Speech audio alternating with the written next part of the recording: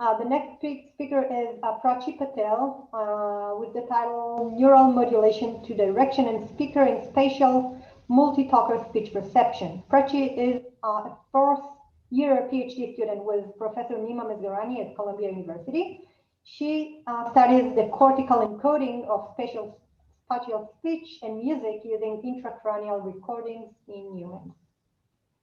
Prachi? All right. So you see my screen well? Yeah. All right.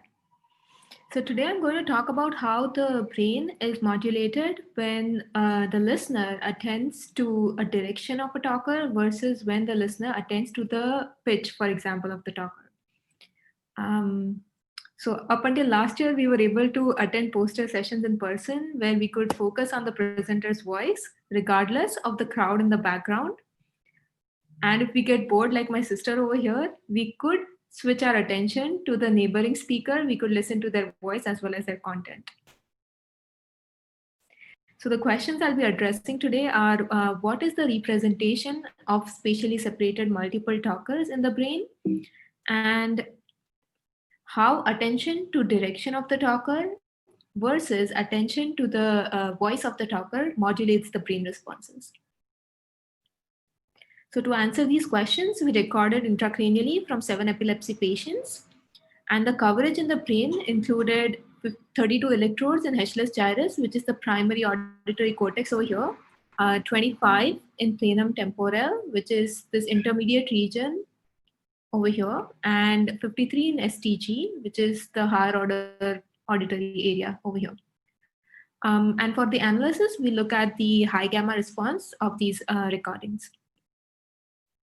So we started simple. We looked at how a single spatial talker was first encoded in the brain, specifically how the direction of this talker was encoded in the brain, as well as how the speech content of the talker was encoded. And the task we had a male and a female talker. Male could be on the left side of the listener or on the right side. Female could also be on the left side or on the right side of the listener. And for the speech itself, we had 50 American English sentences, which were on an average 5-second long. And the questions we asked from the brain recordings were, how is the talker direction changes these recordings, and how is the talker speech modulating these recordings? So before I dive into the results, these are the two important terms I'll be using a lot in the results. So I'm just introducing them over here. Contralateral means opposite. So if you're recording from the right brain, the talker is in the opposite or the left direction. And ipsilateral means same. So if you're recording from the right brain, the talker is in the same right direction. So moving to the results from a single talker scenario, if we look at direction encoding, let's see what happens in the brain responses. So here you have average brain response from all the recording sites in the brain. The x-axis is time, so the recording was done over time. And the y-axis is the amplitude of the response. These are the responses to consonants from the speech, and the pink part indicates the response to contralateral talker. So recording from the right brain, the talker was on the opposite side. And blue part represents when the talker was on the same side as the recording site. So you can see that when the talker direction changes, the shape of the brain response doesn't change, but the mean is rising. The mean shifts based on where the talker is. If it's on the contralateral side, the mean is higher. On the ipsilateral side, mean is similar, like lower. And the same thing happens for vowels as well. The shape doesn't change when the direction changes, but the mean shifts based on the direction of the talker. So the direction of the talker was modulating the mean response level in the brain. And next we look at what was happening when the speech was being represented in the brain. So the question was, when you hear a phoneme, say sa, from the left side versus right side, is it equally well encoded in your brain regardless of which side it is coming from? Or do these electrodes prefer to encode phoneme only when it is presented on the contra but not on the ipsi? So we wanted to see those differences.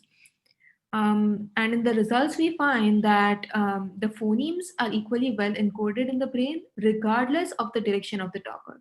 So even when the talker was on the contralateral side or the ipsilateral side, the phonemes of that talker were equally encoded, shown by the overlapping graphs over here.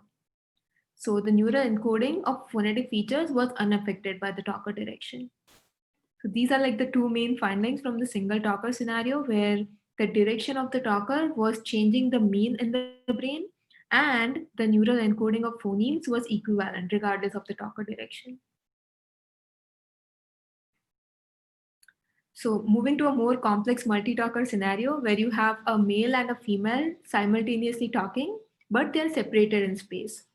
And the conditions we had were male being attended on the left side, male attended on the right side, female attended on the left, and female attended on the right. And they were the same 50 American English sentences, 5 seconds long on an average. Now in this setup, we're going to ask two main questions. The first question is, just by the presence of these two talkers in space simultaneously talking, what is the encoding like in the brain? So it is a bottom-up stimulus-driven effect. And the next question is, in this encoding that was present in the brain, if you attend to left versus right, what changes in this encoding? And if you attend to male versus female, what changes? So those are the top-down attentional effects. So we'll be looking at attention to direction and how that changes this encoding, and how the attention to talker, male versus female, changes this encoding. So first, looking at the bottom-up effect, in the same tasks, to analyze this data, we're going to compare everything in the blue over here combined versus everything in the yellow over here. So we are basically looking at all the speech coming from left side versus all the speech coming from right side. So here we are like combining these attention conditions to make sure that this is a bottom-up representation in the brain. So just to refresh your memory, this is what we find in single talker case, where the phonemes were equally well encoded, regardless of the talker being on the contra or ipsi side. Here the graphs are overlapping. So the phonetic encoding is equally well, regardless of the direction of talker for a single talker case. But surprisingly, when we do the exact same analysis for multi-talker case, we find that the brain was preferring phonemes of the contralateral talker. Meaning, if you have two talkers simultaneously talking in space, your right brain is going to encode the left talker more, and your left brain is going to encode the right talker more. And this automatically happens in your brain. So neural sites preferentially encode the speech of the talker on the contralateral side. Looking at the effects of attention now, first we focused on what happens when you attend to the direction. So if you attend to left side versus right side, what changes in your brain? Again, to refresh your memory from the single talker, we found that attention to contra direction versus ipsi direction was changing the mean in the brain. And like as expected, this is what we find in multi-talker. So when you have two talkers simultaneously talking, attending to the contralateral talker versus attending to the ipsilateral talker is also shifting the mean in the brain. So you again see that attention to contra is giving a higher mean response, whereas attention to ipsi has relatively lower mean response. This is for the consonants, and the same thing is observed for the vowels as well. The shape doesn't change, but attention to direction is changing the mean in the brain. So attention to talker direction modulates the mean response level of the neural sites. And finally, we looked at what happens when you attend to talker's voice, meaning if you attend to male versus female, what changes in your brain. To set up a baseline here, we subtracted the sound, the acoustics, the spectrograms of female minus male to generate this acoustic profile from the stimulus itself, where the male pitch is dominant in the blue part over here at lower frequencies, and the female pitch is dominant in red parts over here. Now, when you do the analysis in the brain, we find something similar. For the exact same mixture, when you attend to the male talker, you see that there is a peak in response in the brain responses, showing that the electrodes are tracking the male pitch when the male is being attended. And when you switch your attention to the female in the same mixture, you'll find peaks in red over here in the brain responses, which correlate with the peaks in the acoustics, meaning the female was being tracked. And we quantified it over here by taking the first principal component across the brain data to find that the brain profile in the brain frequency profile in blue is highly correlated with the acoustic profile in pink. So attention to talker's voice was modulating the spectrotemporal receptive field of the neural sites. And finally, we looked at what is the relationship with latency of these attentional effects. The reason why we do this is because as you move from ear all the way to the auditory cortex, the latency rises because of the hierarchy. And even in the auditory cortex, when you move to the deeper structure, to a more lateral structure, the latency of the response rises. So we wanted to see how these attentional effects are dominant in terms of latency, meaning where in the hierarchy these effects are dominant. So first, when we look at where the attentional modulation to talker was happening, its relationship with latency was found to be a positive correlation, meaning higher up you are in the auditory pathway, more sensitive you will be to attention to talker. So attentional effects to the talker are almost at the lateral surface of the brain. But surprisingly, we did not find such an effect for attention to direction. This suggests that attention to direction happens much earlier in the pathway. So attention to talker appears in the later stages of the auditory pathway and it improves with the hierarchy. Attention to direction happens in the earlier stages and it doesn't improve with hierarchy. So just to summarize, bottom-up stimulus-driven encoding of speech, we found that in the single talker, the brain didn't care where the talker was in space. The phonemes of that talker were equally well encoded. But in a multi-talker case, presence of two talkers, the brain started to suddenly care more about the contralateral talker's phonemes as compared to the ipsilateral talker's phonemes. And effects of attention to direction was modulating the mean of the responses, and attention to the talker modulates the spectrotemporal receptive fields.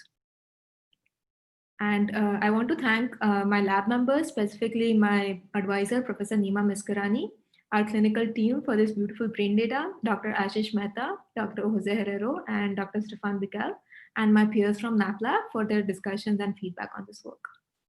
We can take questions. Thank you very much, Prachi. I think you have really compelling and convincing results there. There is one question here. Did you have a lower effect in the signal mean shift when comparing IPSI or contralateral responses, I mean, IPSI versus contralateral responses in the multi-talker condition, or was this effect similar for multi-talker and single-talker conditions?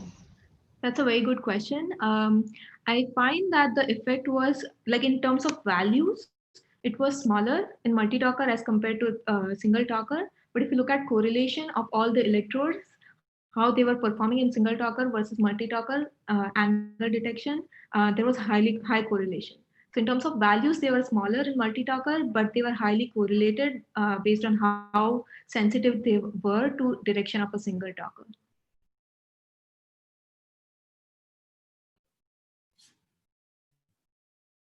Okay, are there any other questions? You're welcome to type them in the chat box. Otherwise, we will continue to